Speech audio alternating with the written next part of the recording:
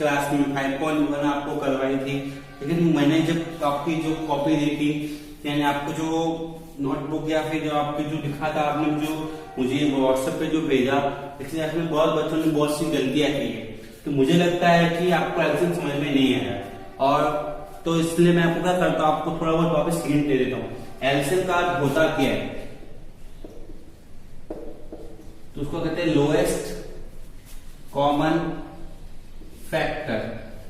इसको अपन दो मेथड से निकाल सकते हैं। एक तो निकाल सकते हैं कॉमन करके, एक निकाल सकते हैं इसको प्राइम फैक्टर से करके।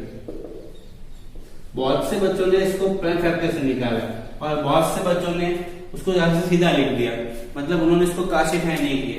हम इसको क्लासिफाई करेंगे क्योंकि आपको जो मेथड दिया वो कॉमन वाला दिया हुआ है। जो प्राइम फैक्टर का जो मेथड है वो आपकी नेक्स्ट क्लास में आएगा। इस क्लास में आपको कॉमन वाले से करना है, तो कोई भी स्टूडेंट प्राइम फैक्टर से नहीं करेगा। अच्छी बात है, आंसर सही आएगा, बिल्कुल सही आएगा, गलत नहीं आएगा। मैं ऐसा नहीं करता हूँ कि मेथड नहीं होता है, आपकी नेक्स्ट क्लास में। इस क्लास में आपको कॉमन वाला है, कॉमन का आप कंसिडर करेंगे, नॉट प्राइम फैक्टर पे आप कंसिडर नहीं कर सकते। तो देखो इसका एग्जाम्पल बता दो। जैसे किसी बच्चे ने निकालना है 2 and 5 का, तो कैसे निकालोगे, तो देखो 2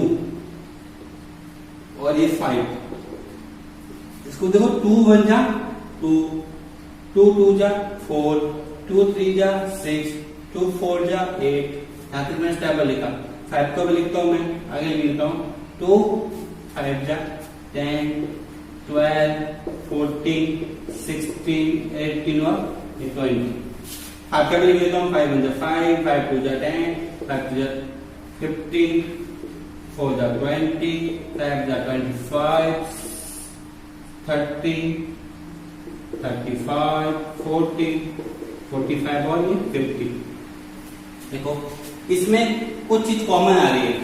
कॉमन क्या आ रही होगी, कॉमन क्या आ रही है इसमें, देखो इसमें एक तो देखो 10 10 दोनों में कॉमन आ रहा है। ओके, इसके अलावा कॉमन आएगा इसके अंदर 20 और 20। अब मुझे बताओ कि दोनों अपने पास दोनों कॉमन आ गए, बट एलसीएम का मतलब होता है लोएस्ट कॉमन फैक्टर। लोएस्ट का मतलब छोटा, लोएस्ट का क्या होता है, बहुत छोटा, यानी 12 और 20 दोनों कॉमन आ गए। बट इसमें से छोटा कौन है, लोएस्ट कौन है, लोएस्ट कौन है, 10 लोएस्ट होगी, 20 तो बड़ा होता है, जाहिर सी बात है। तो एलसीएम इसका कितना होगा, 10 होगा। बहुत इजी क्वेश्चन, कोई टेंशन नहीं। आगे क्वेश्चन इसी तरह आप करो इस क्वेश्चन को। इको मैं आपको बता देता हूँ 4 12 और 8 9 बदल जो आपने किया होगा, इसमें आपको 4 का निकालना है, 12 और 18 तीनों का एलसीएम निकालना है। तो कोई टेंशन की बात नहीं है, एलसीएम निकाल देते अभी। 4 4 4 8 12 टेबल लिख दो यहाँ पर।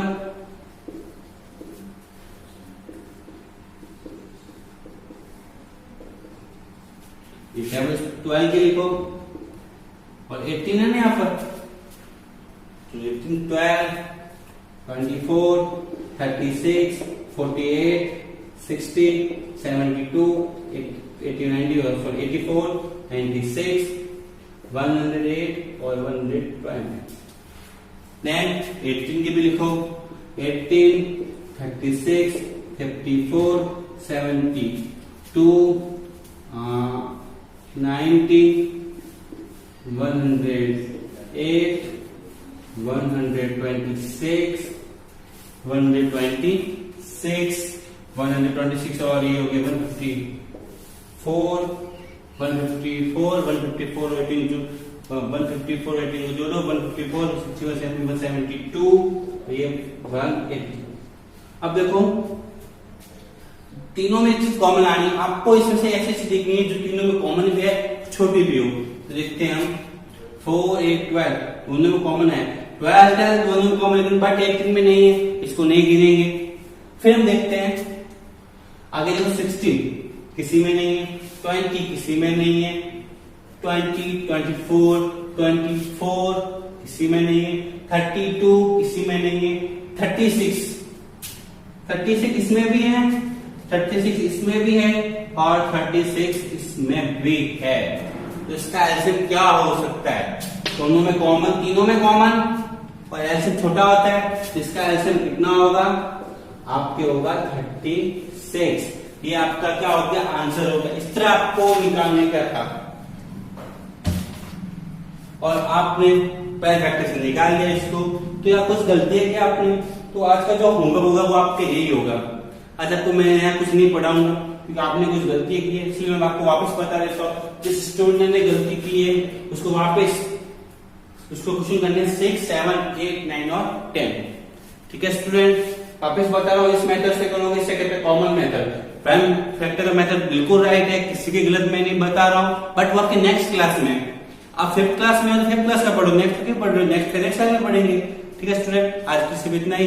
वापस एक क्वेश्चन आपको करने हैं, जिसने भी, और इस तरह करोगे, सीधा आंसर भी नहीं लिखोगे, टेबल लिखोगे, ब्रैकेट इसको कॉमन करोगे, इसका आंसर निकालोगे। ठीक है स्टूडेंट, आज के लिए सिर्फ इतना ही। ये आपकी क्लास ओवर।